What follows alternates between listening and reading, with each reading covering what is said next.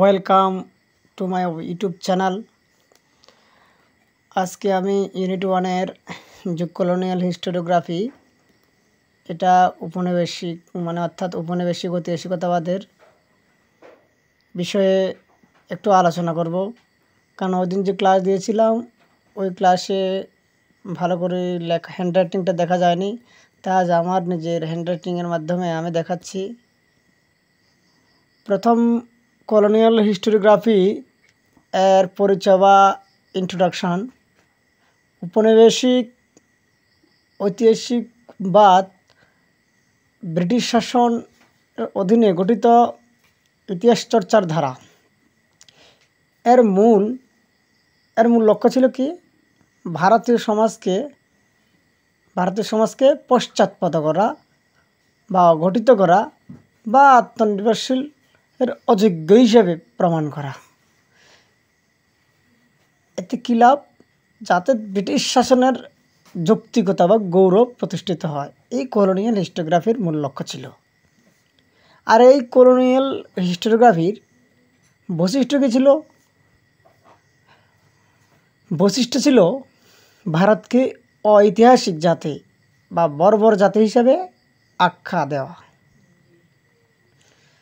হিন্দু মুসলিম বিচ্ছেদ সৃষ্টি করা এবং জাতপাত ও ধর্মীয় কুসংস্কারকে ভারতের পতনের কারণ হিসেবে দেখানো হয় এই কলোনিয়াল হিস্টোগ্রাফির মাধ্যমে।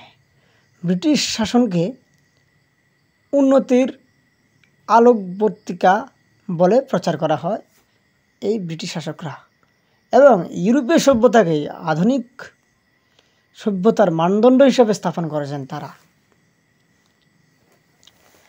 তারপর এই কলোনিয়াল হিস্টোগ্রাফির কয়েকজন গুরুত্বপূর্ণ ঐতিহাসিক ছিলেন, যেমন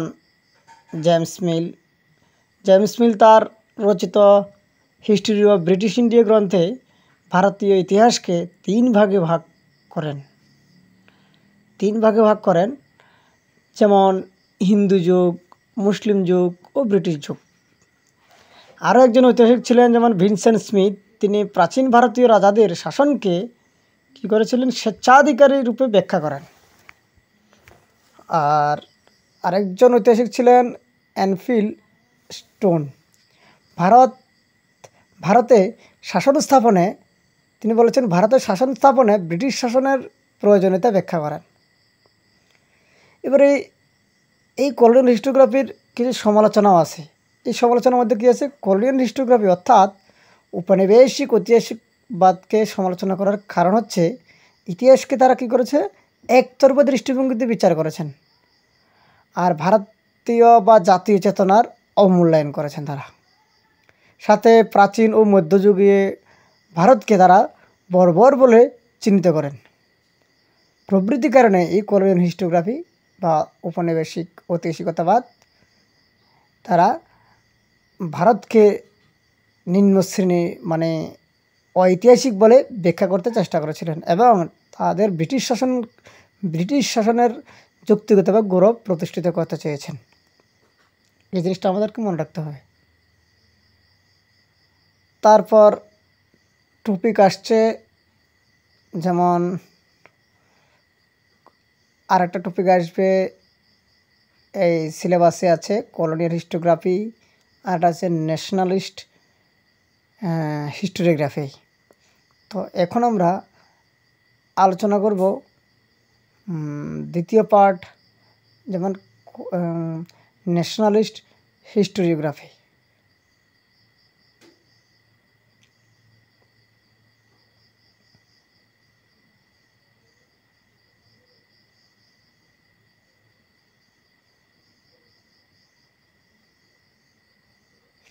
ন্যাশনাল হিস্টোগ্রাফি কী বলছে? ন্যাশনাল হিস্টোগ্রাফি অর্থাৎ জাতীয়তাবাদী উপনিবেশিকতাবাদ, এর পরিচয় হচ্ছে উপনিবেশিক ইতিহাস চর্চার বিপরীত ভারতীয় দৃষ্টিভঙ্গিকে একটি অংশ বুদ্ধিজীবীরা একটি অংশ নিজেকে কী করেছিল?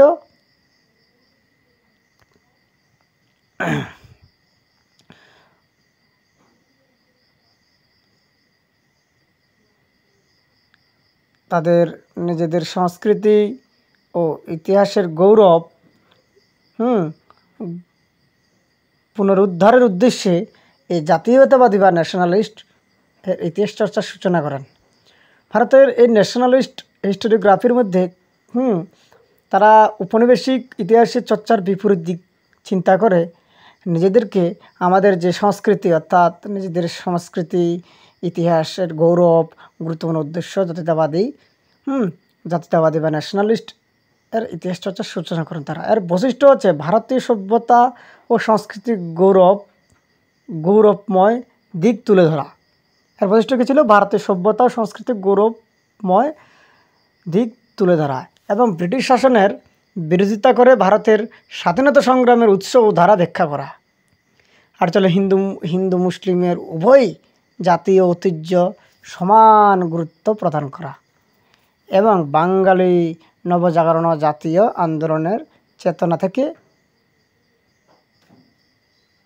অনুগ্রহী। এর গুরুত্বপূর্ণ ঐতিহাসিক কী ছিলেন? গুরুত্বপূর্ণ ঐতিহাসিক ছিলেন রমেশচন্দ্র মজুমদার, যেমন কেপি জয়সওয়াল, রাধা কুমুদ মুখোপাধ্যায়।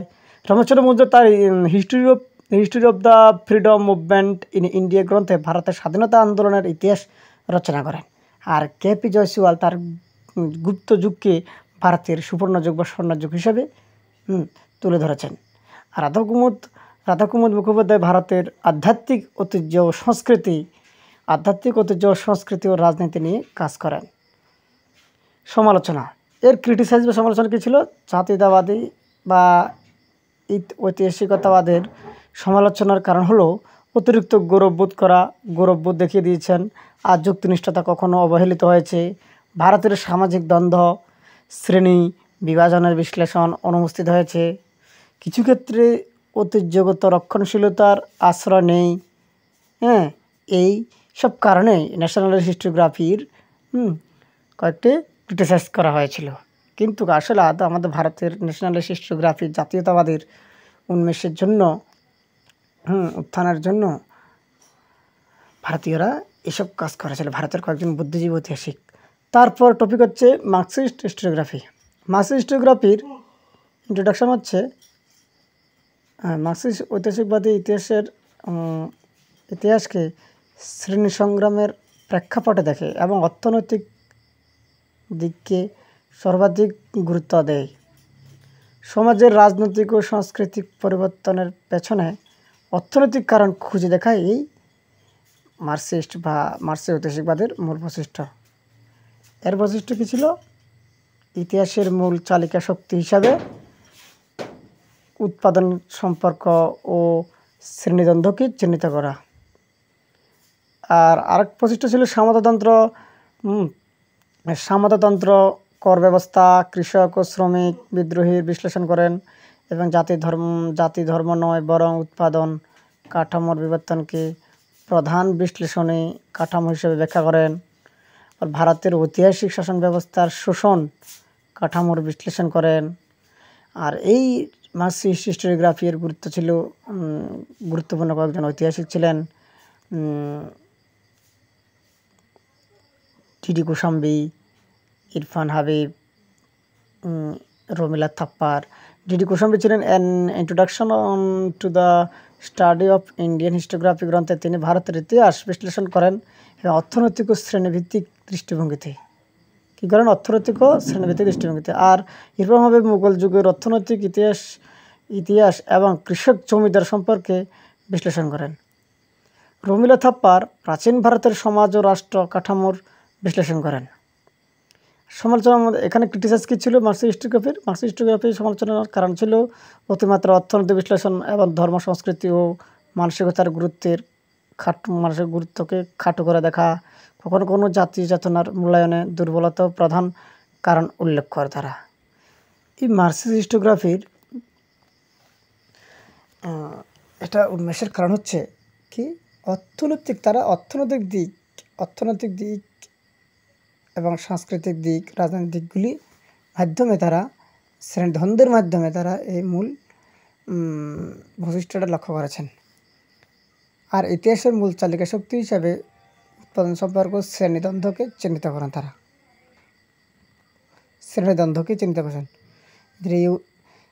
এই মার্কসিস্ট হিস্টোগ্রাফির গুরুত্বপূর্ণ যে ব্যক্তি আছেন যেমন ডিডি কোশাম্বী, ইরফান হাবিব, উর্মিলা থাপ্পার, তারা তাদের আলোচনার মাধ্যমে মার্কসিস্ট হিস্টোগ্রাফিকে একটা গুরুত্ব দিয়েছেন। তারপর আমাদের আসছে পরবর্তী টপিক সাবলটার্ন হিস্টোরিওগ্রাফি। সাবলটার্ন হিস্টোগ্রাফি মানে কি? প্রান্তীয় ঐতিহাসিকতাবাদ। প্রান্তীয় মানে ইন্ট্রোডাকশন কি হচ্ছে? সাবলটার্ন শব্দটি এসেছে সামরিক পরিভাষা থেকে, যার অর্থ কি? যার অর্থ হচ্ছে নিম্নপদস্থ বা প্রান্তীয় শ্রেণী। এই ঐতিহাসিক ধারা সূচনা মূলত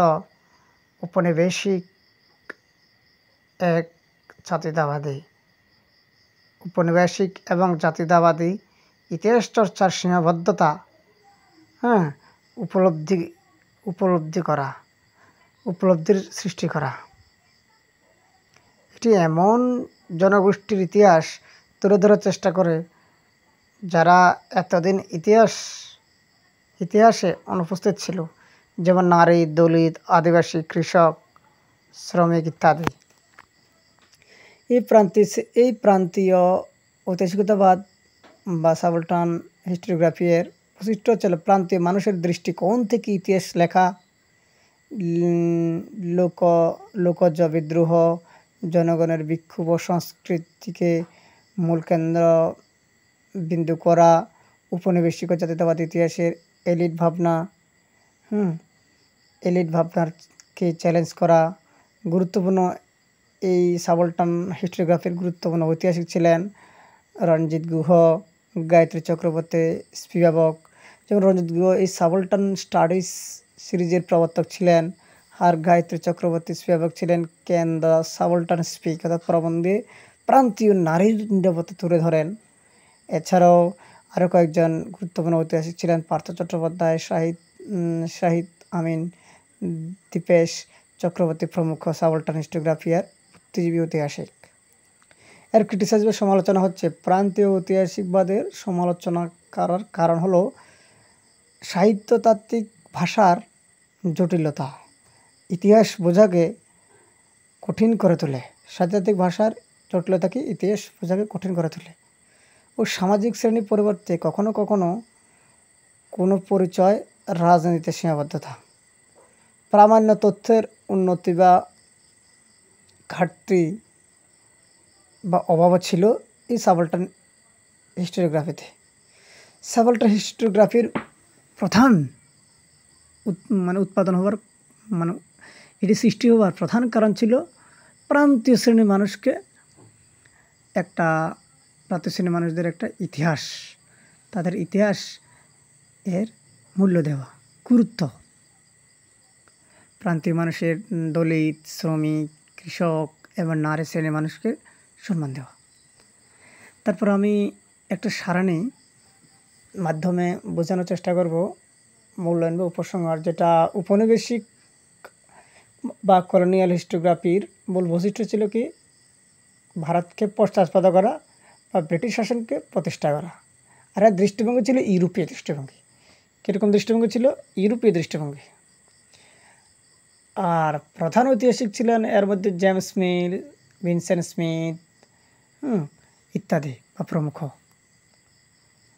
জাতীয়তাবাদী বা ন্যাশনালিস্ট এর মূল বৈশিষ্ট্য ছিল ভারতকে গৌরবমণ্ডিত বিশ্লেষণ, আর এর দৃষ্টিভঙ্গি ছিল আত্মপরিচয় বা ঐতিহ্য। তারপর এর কয়েকজন গুরুত্বপূর্ণ ঐতিহাসিক হচ্ছেন রমেশচন্দ্র মজুমদার এবং রাধাকুমুদ মুখোপাধ্যায়। আর মার্কসিস্ট হিস্টোরিওগ্রাফির মূল দৃষ্টিভঙ্গি ছিল ভারতের শ্রেণী সংগ্রাম ও অর্থনীতি, বৈষম্য। আর এর দৃষ্টিভঙ্গি মূল বৈশিষ্ট্য ছিল ভারতের শ্রেণী সংগ্রাম ও অর্থনীতি। আর এর দৃষ্টিভঙ্গি ছিল বৈষম্য ও শোষণ। আর প্রধান কয়েকজন ঐতিহাসিক ছিলেন ডিডি কোশাম্বী ও ইরফান হাবিব। আর প্রান্তীয় বা সাবলটন হিস্টোগ্রাফি এর মূল বৈশিষ্ট্য ছিল প্রান্তিক কণ্ঠস্বর ও নিম্ন শ্রেণীর মানুষের মূল্যায়ন। আর এর দৃষ্টিভঙ্গি ছিল নিচুতলার ইতিহাস। আর কয়েকজন ঐতিহাসিক ছিলেন রঞ্জিত গুহ এবং জয়েস গায়ত্রী চক্রবর্তী স্পিয়াবক। এইসব দিক চিন্তা করে আমাদের আজকের এই যে এসটিভিজিটির প্রথম টপিক হিস্টোরিওগ্রাফি, যেমন colonial historiography, Marxist historiography, national historiography এবং সাবলটান হিস্টোগ্রাফির ডিসকাস, যেটা আমি আমার নিজের হ্যান্ডরাইটিংয়ের মাধ্যমে লিখেছিলাম, সেটা আপনাদের সামনে তুলে ধরলাম। এগুলি আপনারা স্ক্রিনশট নিতে পারেন। আর পরবর্তী সময়ে আমি কিছুদিন পর বা পারলে কালকেও আমি আমার এই টপিকের যতগুলি এমসিকিউ হয় এমসিকিউগুলি আপনাদের সামনে তুলে ধরব। ভুল ত্রুটি হলে আপনারা ক্ষমা দৃষ্টি দেখবেন। আর আপনারা তো নিজেরা জানেন, আমি আর কি বলবো। ধন্যবাদ, নমস্কার। আর সাথে লাইক করবেন, শেয়ার করবেন, সাবস্ক্রাইব করবেন।